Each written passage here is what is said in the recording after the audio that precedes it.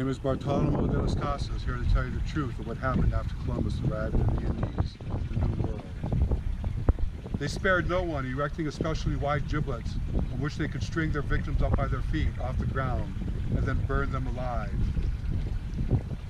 Not a single native of the island committed a capital offense as defined in law against the Spanish, while all this time the natives themselves were being savaged and murdered.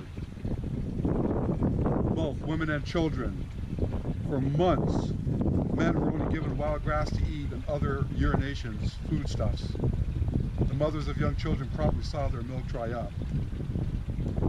A Spaniard who was out hunting deer and rabbits realized that his dogs were hungry and, not finding anything they could hunt, took a little boy from his mother and cut his arms and legs into chunks with his knife and distributed them among his dogs. Another passage from my book, Bartolome de las Casas, in defense of the Indians. They cut his head from his shoulders so they would not have time to break the chains that held the line of prisoners together, and his head would fall to one side of the baggage train and his trunk to the other. During these 11 years, more than 2 million souls have perished, and in an area of more than 100 leagues by 100 leagues, only 2,000 survivors are to be seen, and even this number is shrinking day by day as the survivors succumb to the rigors of life of slavery. This is the truth of what happened after Columbus arrived in the Indies. Often. Say it again.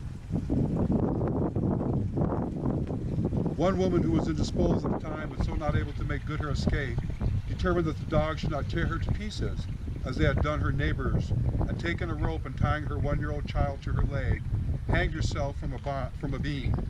Yet she was not in time to prevent the dogs from ripping the infant to pieces. I testify with my own eyes that I saw Spaniards cutting off the hands, noses, and ears of local people, both men and women, simply for the fun of it. And this happened time and again in various places throughout the region. On several occasions, I also saw them set dogs on the people, many being torn to pieces in this fashion, and that they burned down houses and even whole settlements too numerous to count. This is the truth, and I want to thank you for listening to me. Have a beautiful night here in Traverse City. Remember that the truth is not being told by these Columbus ships here in your bay. They tortured him with a strappado, putting burning tallow on his belly, pinned both his legs to poles with iron hoops, and his neck with another, and then, with 2 men holding his hands, proceeded to burn the soles of his feet.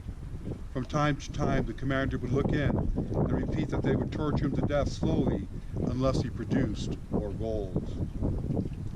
I, Bartolome de las Casas, a brother in the Dominican order, was by the grace of God persuaded by a number of people here at the Spanish court, out of their concern for the Christian faith and their compassion towards the afflictions and calamities that befall their fellow man, to write the work you have been before you in order to help ensure that the teeming millions of the New World, for those sins Christ gave his life, do not continue to die in ignorance, but rather be brought to the knowledge of God, therefore be saved. Bartolome de las Casas, of the Dominican Order, here in Traverse City, to bring you the truth that these Columbus ships in the bay are now bringing you on this day of the eclipse in the year 2017. Twitch.